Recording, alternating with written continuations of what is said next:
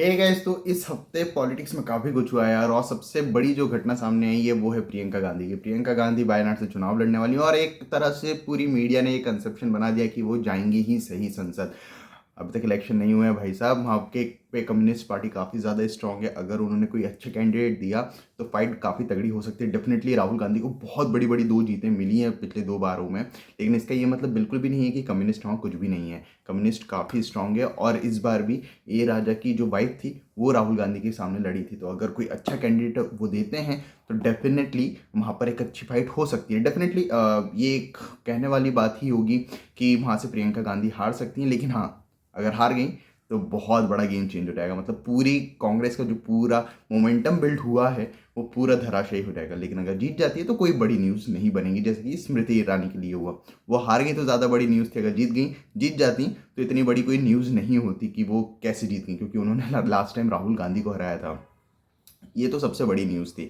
इसके अलावा जो नीट के मसले चल रहे हैं वो अलग लेवल पे हैं यार। मतलब उस पर इतना ज़्यादा कुछ आ चुका है पब्लिक डोमेन में, जिसके कारण ये इतना बड़ा मैस हो चुका है जिसके बारे में मैं कभी सोच भी नहीं सकता था। मैंने खुद ने जेई दी है और मुझे पर्सनली बहुत ज़्यादा बिलीव था इन संस्थाओं पर कि जेई नीट जो होती है वो काफ़ी ज़्यादा अच्छे तरीके से होती है और इनमें कोई भी घपलेबाजी नहीं होती। पर्सनली मुझे ऐसा लगता था और सच में यार मैंने अपनी पर्सनल लाइफ में किसी भी ऐसे इंसान से नहीं मिला हूँ जिसने बोला हो कि यार इसमें घपला हुआ है, उसमें घपला हुआ है। मेरे दोस्त आईआईटीज़ में हैं, एनआईटीज़ में हैं, ट्रिपल आईटीज़ में हैं, क्योंकि हम सब ने यार साथ में तैयारी करी थी। तो कुछ जो अच्छे पढ़ने में थे वो निकल गए और कुछ आईआईटीज़ पहुँचे, कुछ एनआईटीज़ पहुँचे, कुछ ट्रिपल आईटीज़ पहुँचे। और सच में यार वहाँ पर भी उनकी द्वारा भी मुझे कोई ऐसा सुनने में नहीं आया कि वहाँ पर कोई घपलेबाज स्टूडेंट पहुँचा हो या जिसको बिल्कुल ही नहीं आता है वो भी वहाँ पहुँच गया हो। सच में मैंने पर्सनली ये चीज़ कभी नहीं सोची थी।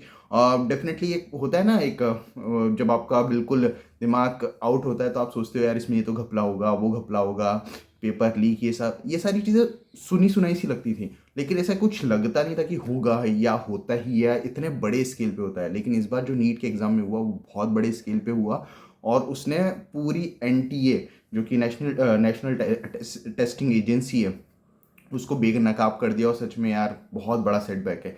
30 लाख से ज़्यादा बच्चे पेपर देते हैं और ये इतना बड़ा इशू है ना जिसको शायद लोग समझ नहीं रहे। लोग बोल रहे हैं कि वो 720 नंबर जिनको आए हैं वो बड़ा इशू है। नहीं, उससे बड़ा इशू ये है कि अगर पूरी रीनीट वापस से कराई जाती है तो जिनके निकल गए हैं पेपर नेक्स्ट टाइम अगर उनके नहीं निकल पाए तो वो इशू क्रिएट करेंगे। अगर रीनीट नहीं कराते हैं तो ये 720 की 720 जिसको आए या 715 जिसको आए हैं, 709 जिसको आए हैं, जो भी बाकी के नंबर है जितना भी वो रखते हैं कि उन सारे बच्चों की एग्ज़ाम को री एवेल्यूएट किया जाएगा या फिर उनसे वापस से टेस्ट दिलवाया जाएगा और उनका नहीं निकलता है तो फिर मतलब ये क्या है देना कि जितनों के भी 720 नंबर आए सब के सब घपलेबाज थे। बहुत गलत बात है। लेकिन ये कह देना कि जिनके भी 720 नंबर आए सारे सही थे, ये भी गलत बात है। ये मतलब इतना बड़ा मैस हो चुका है ना ये, जिसके बारे में कोई सोच नहीं रहा है, जिसके बारे में कोई बात नहीं कर रहा है। मतलब एक तरफ से सभी लोग कह रहे हैं कि रीनीट करा दो। अरे भाई, रीनीट तो करा देंगे, लेकिन ये सोच के देखो। आप पर्सनल एग्जाम्पल के तौर पे समझो इसको। मान लो मैं एक स्टूडेंट हूँ, मेरे इस बार मैंने कोई घपलेबाजी नहीं करी है और मेरे इस बार 680 नंबर आ गए। 680 नंबर यानी मुझे कोई ना कोई सीट तो मिल सकती है। मिलेगी या नहीं इसकी मैं इसलिए नहीं कह रहा हूँ क्योंकि इस बार इतने ज़्यादा टॉपर्स निकले कि मिलेगी या नहीं ये भी काफ़ी बड़ा खतरा है। लेकिन हाँ, मान लो 680 नंबर आते हैं मेरे और मेरे को मिलने के चांसेस हैं, अच्छे खासे चांसेस हैं एक सीट मिलने के। लेकिन रीनीट होती है और मेरे 620 नंबर आते हैं, फिर क्या होगा? क्योंकि 620 में तो मुझे नहीं लगता कि कोई मेडिकल मतलब एमबीबीएस की सीट मुझे मिलेगी। डेंटल वगैरह की तो डेफिनेटली मिल जाएगी, लेकिन एमबीबीएस की सीट मिलना काफ़ी ज़्यादा मुश्किल हो जाएगा। तो क्या मैं सेटिस्फाई रहूँगा? फिर मैं आंदोलन करूँगा कि भाई मेरे तो पिछली बार में इतने आए थे, इस बार इतने क्यों आए?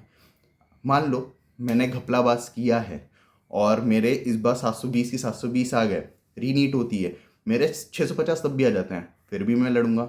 भले ही मैं घपलेबाज हूँ फिर भी मैं लड़ूंगा कि लास्ट टाइम तो मेरे इतने आए थे, उन लोगों की वजह से मेरे मार्क्स कम हो गए, उस दिन मेरा दिन था, आज मेरा दिन नहीं है। मतलब ये सोच के देखो कितना बड़ा मैसेज। 23 लाख बच्चों के साथ ही गेम हुआ है।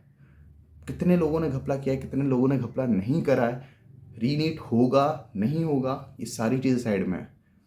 ये इतना बड़ा मैस है ना जिसके बारे में जितना आप सोचोगे ना उतना ज़्यादा अलग अलग आपको पॉइंट ऑफ व्यू मिलेंगे। और ऐसे ऐसे पॉइंट हैं ये जिनके बारे में मतलब कोई कुछ नहीं कर सकता। लिटरली आप सरकार को कितना भी ब्लेम कर दो, ऐसा कोई बीजेपी का मैं भी कोई बहुत बड़ा फ़ैन नहीं हूँ। धर्मेंद्र प्रधान ने जो पहला बयान दिया था उसके बाद तो मैं बहुत ज़्यादा ऑफेंड हो गया था कि यार आप कैसे कह सकते हो कि एनटी एकदम क्लीन है, उनको क्लीन चिट आप कैसे दे सकते हो।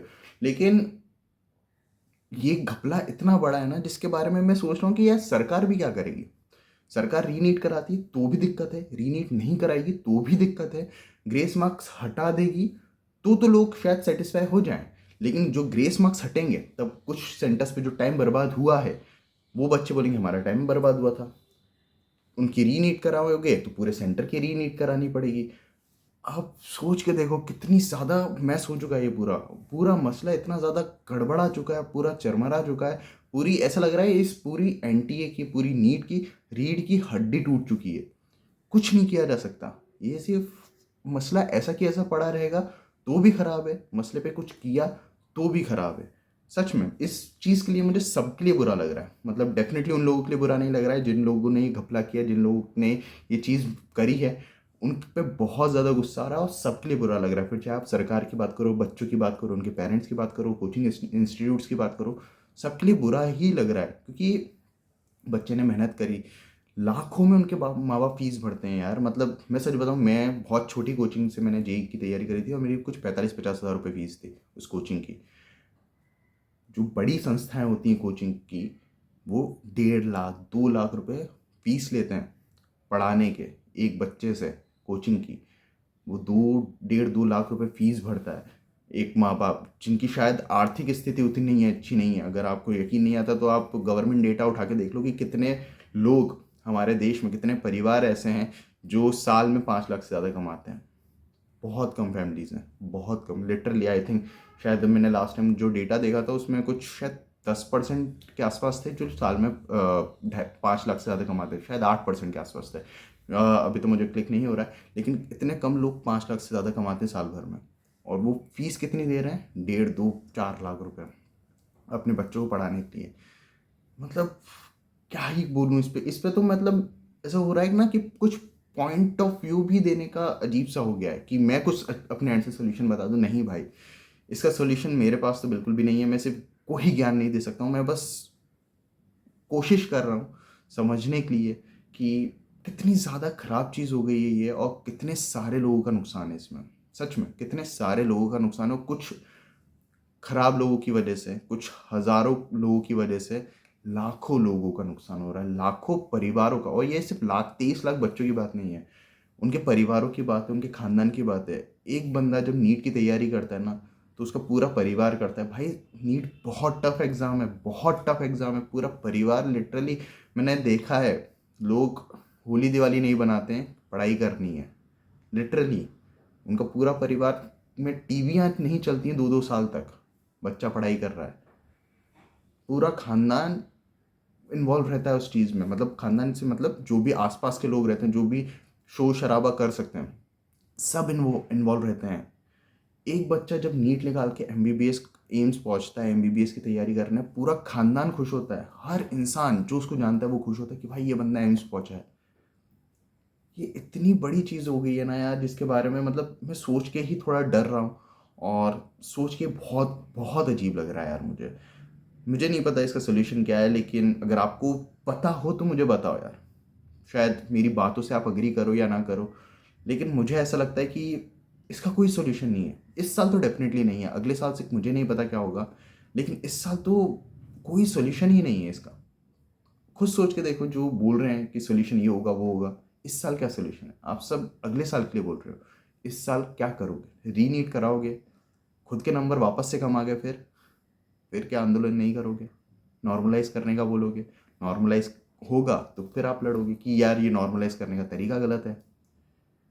इतना ज़्यादा भसड़ मच चुकी है ना, जिसका कोई भी नियर फ्यूचर में तो मुझे सोल्यूशन नहीं दिखता है।